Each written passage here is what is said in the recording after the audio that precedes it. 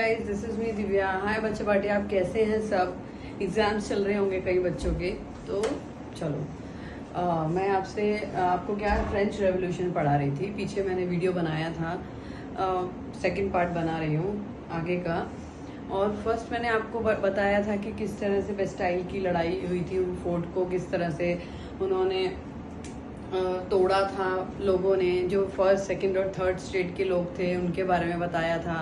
और किस तरह से जो था कॉन्स्टिट्यूशन बना था उनका, फ्रांस का कॉन्स्टिट्यूशन बना था, किस तरह से थर्ड स्टेट के लोगों को वैल्यू नहीं दी जाती थी।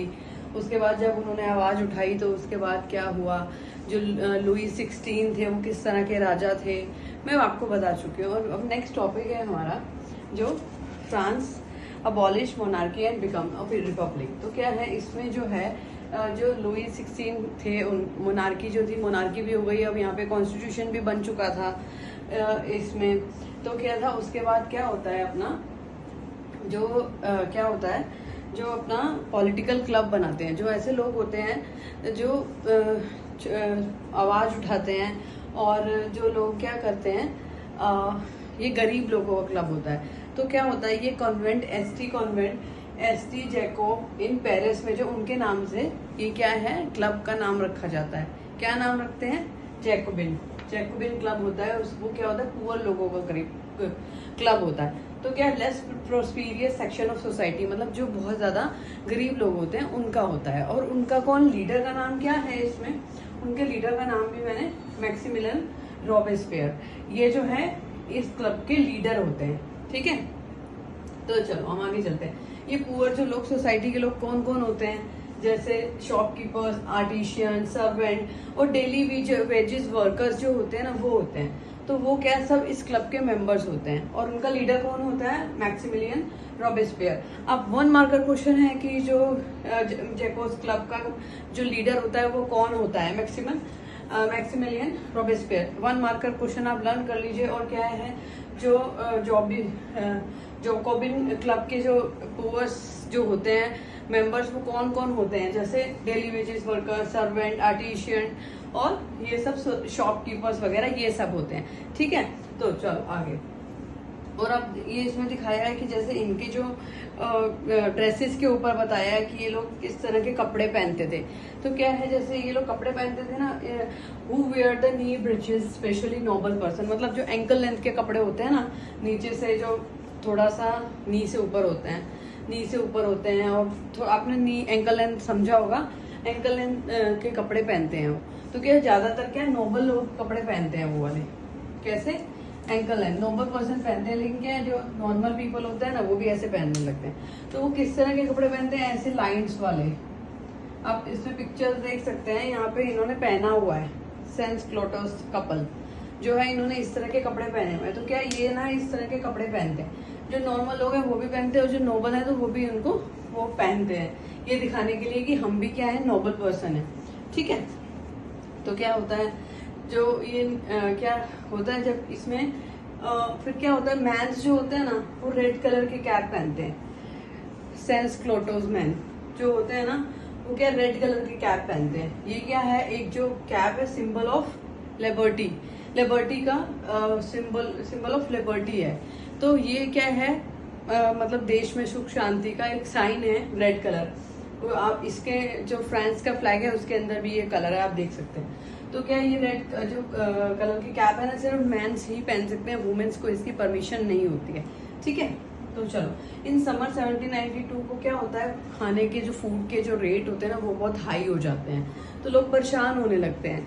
तो उसके बाद क्या होता है, 10 अगस्त को क्या होता है, किंग के गार्ड होते हैं ना, 10 अगस्त को किंग के गार्ड जो होते हैं ना, उनको क्या करता है, मार दिया जाता है। और किंग को क्या होता है, बंदी बना लेते हैं, हॉस्टेज बना लेते हैं, कुछ घंटों के लिए उन्हें हॉस्टेज बना लेते हैं। ठीक है, तो उसके बाद क्या होता है, हॉस्टेज बना लेते हैं कुछ घंटों के लिए। और क्या है, जो रॉयल फैमिली है उनको इम्प्रिजन कर लेते हैं, कैद कर लेते हैं। क्योंकि क्या है, अब लोग राजा पे भड़के हुए थे, राजा के ऊपर भड़के हुए थे, क्योंकि राजा ने क्या किया था, अपनी जनता के साथ में जैसे बोलते हैं ना, जिसको देशद्रोही बोलते हैं, वो किया था, चीट किया था अपनी कंट्री में लोगों के साथ में। एक राजा की रिस्पॉन्सिबिलिटी क्या होती है कि अपने देश के प्रति, अपने जो लोग हैं उनके प्रति ऑनेस्ट होना, लेकिन राजा ने ऐसे नहीं किया था। तो क्या होता है, अब यहाँ पे लुई 16 को क्या करते हैं, 21 जनवरी 1793 को क्या होता है, राजा जो लुईस होता है उस पर ट्रीजन लगा देते हैं। ट्रीजन मतलब क्या होता है, ट्रीजन जो होता है, यही बोल रही हूँ मैं आपको, जो अपने देश से गद्दारी करता है। ये राजा ने अपने देश से गद्दारी की थी, तो ट्रीजन उसको बोलते हैं, जो अपने देश से गद्दारी करता है। ये क्या करता है कि दूसरे जो कंट्रीज के लोग होते हैं ना, तो वो उनको बोलता है कि हमारे देश फ्रांस के ऊपर अटैक करो, क्योंकि वो लोगों से परेशान हो चुका था कि लोग क्या कर रहे थे, थर्ड स्टेट के लोग थे कि वो कॉन्स्टिट्यूशन बनाने के लिए बोल रहे थे, बार बार कॉन्स्टिट्यूशन बनाओ, ये रूल बनाओ, वो रूल बनाओ। तो वो राजा क्या चाहता था कि मेरा ही राज चलता रहे। तो क्या था, इसलिए उन लोगों को चल गया था पता कि राजा ने क्या किया, दूसरे लोगों को बोला है कि हमारे ऊपर अटैक करने के लिए। तो क्या है, राजा क्या करता है, ये करता है और लोगों को पता चल जाता है, इसलिए लोग क्या करते हैं, उसको मरवा देते हैं। तो 21 जनवरी 1793 को क्या होता है, लुई 16 और उसकी वाइफ मरिया दोनों को मरवा दिया जाता है यहाँ पर। तो यहाँ तक ये पैराग्राफ खत्म होता है और इसके बाद शुरू होता है अपना दूसरा टॉपिक। तो ये नहीं है कि यहाँ पे राजा रानी मर गए तो स्टोरी खत्म नहीं होती है। अब जो लोग क्या कहते हैं, जो और लीडर्स होते हैं, वो किस तरह से इनके देश को चलाते हैं कि राजा मोनार्की खत्म हो गई थी, कॉन्स्टिट्यूशन बना था, तो लेकिन राजा के बाद जो लीडर्स थे उन्होंने किस तरह से रूल किया, ये आगे सब आपको पता लगेगा। वुमेन्स कैसे थे, जो स्लेव थे वो किस तरह से रहते थे, वो सब आपको आगे के टॉपिक। तो अब हमारा क्या है, इसमें जो है अपना रेन ऑफ टेरर, जो अपना टॉपिक है रेन ऑफ टेरर है। इसमें क्या था, जब ये आया ना तो उसमें क्या, लोग बहुत डर के रहते थे। डर के क्यों रहते थे, क्योंकि ये जो रॉबिन्सपियर था ना, वो बहुत ज्यादा ना क्रूर था। मतलब क्या था, वैसे तो वो क्या था, पुअर्स लोगों का वेल विशर था। तो क्या था, क्योंकि वो उनका लीडर था, ओल्ड जॉबिस्पियन क्लब का क्या था, लीडर था, तो इसलिए वो क्या था, और जो पुअर्स लोगों का वो वेल विशर था, लेकिन क्या था, लोगों को किस तरह से मार देता था। वो क्या करता था, जैसे लोगों को कोई भी गलती करता था तो उसको क्या करता है, गिलेटिन करता था। गिलेटिन का क्या मतलब है यहाँ पे, गिलेटिन का मतलब होता था कि उसको फांसी दे देना, जैसे बोलते हैं। मैं आपको समझाती हूँ कि किस तरह से देते थे, ठीक है। तो वो क्या करता था, किसी को भी पनिशमेंट दे देता था। क्या था, ये पीरियड कौन सा था, 1792 टू 93 से 94 तक ये पीरियड था जब रॉबिन्सपियर था, ठीक है। तो क्या होता है, ये क्या करता है, लोगों को एक ये डिवाइस होता है, गिलेटिन एक डिवाइस होता है, कंसिस्ट ऑफ 2 पोल्स। इसकी साइड में दो खंबे होते हैं एंड अ ब्लेड, बीच में ब्लेड होता है। आपने मूवीज में भी देखा होगा कि जैसे पुरानी मूवीज में क्या करते थे कि सिर अंदर रख के उसके और उसके पीछे से गर्दन के ऊपर ब्लेड चला देते थे ऊपर से, जिससे उनकी गर्दन कट जाती थी। तो ठीक है, ये ब्लेड है। तो क्या है, वो यहाँ लिखा है, देखो, 2 pole and a blade with which a person is a beheaded, मतलब उसका सिर धड़ से अलग हो जाता था। और ये किसने इन्वेंट किया था, डॉक्टर गिलेटिन। इसके नाम से ही ये रखा गया है, ठीक है। 1 मार्कर क्वेश्चन ना देख लीजिएगा, हाँ। तो उसके बाद क्या होता है कि जब इनको गिलेटिन कर दिया जाता है तो उसके बाद क्या होता है, ब्रेड के जो प्राइस होते हैं ना, वो उसके ऊपर ऑब्जेक्शन उठाते हैं कि ब्रेड क्या है, 2 टाइप ऑफ ब्रेड होते थे, एक लो प्राइस होता था, एक हाई प्राइस की ब्रेड होती थी।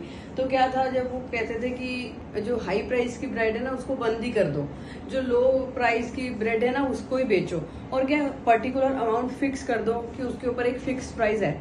सीलिंग मतलब फिक्स प्राइस, कि जितना लिखा है 32 रुपए की ब्रेड है, 35 की है, अभी का रेट बता रही हूँ, पीछे तो मुझे भी नहीं पता कि ब्रेड का प्राइस क्या होता था। जैसे मैं आपको जस्ट एग्जांपल दे रही हूँ कि अप्रोक्स ये जो इतना ब्रेड होता था 30 to 35 रुपीज का, छोटी ब्रेड जो आती है, मैं उसके बारे में बता रही हूँ। तो ब्रेड का प्राइस क्या फिक्स कर दो, क्योंकि वो क्या था कि वो गरीब लोगों के बारे में ही सोचता था सिर्फ, ठीक है। तो क्या है, और उसके बाद क्या है, 2 टाइप ऑफ ब्रेड जो हो गई, और क्या स्पीच ऑफ इक्वालिटी। वो बोलते थे कि जैसे स्पीच मतलब बोलने का सबको क्या है, इक्वल राइट्स मिलना चाहिए, जो मैन वुमेन का कुछ भी अलग नहीं होना चाहिए। तो क्या है, सर उसको क्या सर और मैडम जैसे बोलते थे ना, वहाँ पे जो स्पीच ऑफ इक्वालिटी थी उसमें सर मैडम बोलते थे। तो वो कहते थे कि सर मैडम बोलने की जरूरत नहीं, सिटीजन बोलना चाहिए खाली। क्या लोगों को एक दूसरे को सिटीजन बोलना चाहिए, इक्वालिटी है इसमें ही है। तो ठीक है, उसके बाद क्या है, वो चर्च को बंद करा देते हैं। चर्च को बंद कराने के बाद क्या करते हैं, उस जगह पे क्या करते हैं, ऑफिस बनवा देते हैं। तो वो सिर्फ क्या है, एक साइड ही सोच रहे थे। तो उसके बाद क्या, लोग उनसे बहुत ज्यादा परेशान हो जाते हैं इस चीज को लेके कि वो किसी को भी फांसी दिए जा रहा है। वही फांसी जिस टाइप की होती थी, ये मैं आपको बताया, 2 pole of and blade with एक जो होता था, आप देख लीजिए, आपकी बुक में भी होगा शायद इसका पिक्चर, नहीं तो आप सर्च करेंगे गूगल पे तो उसमें भी पता चल जाएगा आपको। तो क्या उसके बाद क्या होता है, वो चर्च बंद करा देते हैं, ऑफिस बनवाने लगते हैं, तो लोग बहुत ही ज्यादा परेशान हो जाते हैं उनसे। तो ठीक है, उसके बाद क्या होता है, 17 जुलाई 1794 को क्या होता है, गवर्नमेंट उनको क्या करती है, उनको भी गिलेटिन करके खत्म कर देती है, क्योंकि उनका जो ये प्रॉब्लम क्रिएट कर रहे थे लोगों के सामने, लोग बहुत हरेस हो गए थे उस चीज से। तो क्या था, अब ये सब खत्म हो चुका था। ठीक है, अब चलते हैं आगे। तो क्या है, डायरेक्टरी रूल ऑफ फ्रांस। अब क्या है, अपना अलग टॉपिक है, फ्रांस ऑफ डायरेक्टरी रूल था इसमें। तो इसमें क्या था, 2 टाइप का जो था, provide for the 2 elected legislative counselling, 2 type की लेजिस्लेटिव काउंसिलिंग थी। और क्या था, एग्जीक्यूटिव थी 5, जिसमें 5 मेंबर्स होते हैं। तो ये दोनों जो थे ना, लेजिस्लेटिव काउंसिल्स और क्या था, एग्जीक्यूटिव मेंबर्स जो थे, वो दोनों क्या करते हैं, आपस में ही फाइट करने लगते हैं। तो इसमें भी दिक्कत हो जाती है। अब तो फाइट करने लगते हैं, इसमें दिक्कत होती है। उसके बाद क्या होता है, जैसे ये सब बोलते हैं कि गवर्नमेंट का भी रूल करके देख लिया, मोनार्की भी देख ली, पॉलिटिशियन का रूल भी देख लिया, सब कुछ देख लिया, उसके बाद भी सेटिंग नहीं हो रही कि फ्रेंच को किस तरह से हैंडल किया जाए। बहुत ज्यादा प्रॉब्लम्स आ रही थी। पहले जो स्टेट के लोग थे उनके साथ में प्रॉब्लम थी, फिर ये लोग जो राजा के साथ प्रॉब्लम थी, राजा भी खत्म हो गया। जो ये अपना रॉबेस्पियर जो था वो भी खत्म हो गया। अब क्या है, जो ये काउंसिलिंग लेजिस्लेटिव काउंसिल्स थे और जो एग्जीक्यूटिव थे, ये भी प्रॉब्लम क्रिएट कर रहे थे। तो इसके बाद अपना कौन आता है, अपना नेपोलियन आता है। ठीक है, तो चलो 4th क्या है, डिड वुमेन और रेवोल्यूशन। क्या था इनका रेवोल्यूशन, क्या इनका पार्ट क्या लेती थी, बहुत अच्छे से पार्ट लेती थी रेवोल्यूशन में। क्या है, जैसे वुमेन्स जो थी ना, वो बहुत एक्टिव थी इसमें। तो मैन और वुमेन दोनों ने पार्ट लिया था, क्योंकि दोनों को क्या था, इक्वालिटी चाहिए थी, राइट्स ऑफ वोट जैसे बोलते हैं। तो क्या था कि women's were active participate in the events. जो ये इवेंट हो रहा था फ्रेंच रेवोल्यूशन का, तो इसमें क्या था, बहुत एक्टिव थी ये। तो क्या करती थी ये लोग, जो वुमेन्स थी ना, बहुत एक्टिव थी, एक्टिवली सब काम करती थी, बच्चों को संभालती थी, घर को संभालती थी। और क्या करती थी, अब इन्हें पैसे की नीड होती थी, तो ये क्या करती थी, घर से बाहर जाके काम भी करती थी। लेकिन क्या था, घर से बाहर जाके काम करती थी, लेकिन इनको इक्वालिटी ऑफ राइट्स नहीं थे। जो क्या था कि जैसे मेंस को क्या था कि बाहर अगर डेली वेजेस पे भी काम करते थे, तो और ये वुमेन्स को क्या था, इनको इतनी सैलरी नहीं मिलती थी, जॉब भी करती थी, इतनी सैलरी नहीं मिलती थी जितनी अकॉर्डिंग टू मैन। अगर मेल को जितनी सैलरी मिल रही है उतनी फीमेल्स को नहीं मिलती थी। तो उसके लिए क्या है, अपना खड़ी होती हैं अपनी जो ओलंपी जो है, इसकी मूवी कह रही, सॉरी, इनकी पिक्चर भी मेंशन है देयर। तो ये जो थी ना, ये 1748 टू 1793 तक थी। ये एक क्या थी, बहुत ना most important of the political active women थी। ये जो थे ना, एक्टिवली पार्टिसिपेट करती थी पॉलिटी। जो ये क्या है, सब जो वुमेन्स के ना साथ थी, खड़ी थी। इनके गवर्नमेंट के लिए, गवर्नमेंट को ना इन्होंने क्या करा था, जैसे इनके लिए जैसे कॉन्स्टिट्यूशन बना था, लेकिन जो वुमेन्स थी और इन्होंने साथ दिया वुमेन्स का, कि जैसे कॉन्स्टिट्यूशन बना था तो उसमें क्या था, मेंस को तो सब राइट्स मिल रहे थे, इवन वोट का भी, लेकिन वुमेन्स को वो सब नहीं मिल रहा था। तो वुमेन्स बहुत वरी थी इस चीज के लिए। तो क्या था, women's were disappoint that the constitution 1791 में क्या है, वो लोग बहुत डिसअपॉइंटेड हो जाती हैं। तो क्या है, अपनी ओलंपी जो होती है उनका साथ देती हैं, गवर्नमेंट के पास जाती हैं और ये सब लेटर लिख के देती है ना, तो फिर भी क्या होता है, गवर्नमेंट को देती हैं। और तो गवर्नमेंट क्या करती है कि वो जो वुमेन्स का क्लब जो होता है ना, ये जो ना आगे बढ़ती हैं, तो क्या करती हैं, जो उनको वो भी बंद कर देते हैं, उनका क्लब जो होती है वो भी बंद करने के लिए बोलते हैं। तो क्या होता है, उनके बाद वो क्या करती हैं, वो बहुत आवाज उठाती हैं इसके खिलाफ, ये इनकी हेल्प करती हैं बहुत ज्यादा। तो क्या होता है, गवर्नमेंट मान जाती है। तो लीगली क्या करते हैं वो, ये सब क्या करती हैं। फिर उसके बाद क्या करती हैं, वुमेन्स क्या करती हैं, ट्रेन में जॉब करती हैं, बिजनेस करती हैं, वो सब करती हैं। तो वुमेन भी जो करती हैं वुमेन्स और मेंस के साथ में ये सब काम करती हैं। तो क्या होता है, ये सब बाद में क्या होता है कि ये सब गवर्नमेंट क्या है उनको भी इक्वालिटी ऑफ राइट्स दे देती है, जब ये बहुत स्ट्रगल करती है। अभी इनका नाम याद रखना कि जो मेन कैरेक्टर था जिन्होंने ये जो इस did you women the revolution में इनका बहुत साथ दिया था, और ये इनका नाम क्या था वो अच्छे से रिमाइंड कर लेना। और उसके बाद क्या होता है, फाइनली 1946 में क्या होता है, वुमेन्स को राइट्स मिल जाता है वोट के लिए, और वो सब भी जो काम आदमी मेल करते थे वो वुमेन्स को भी सब राइट्स मिल जाते हैं।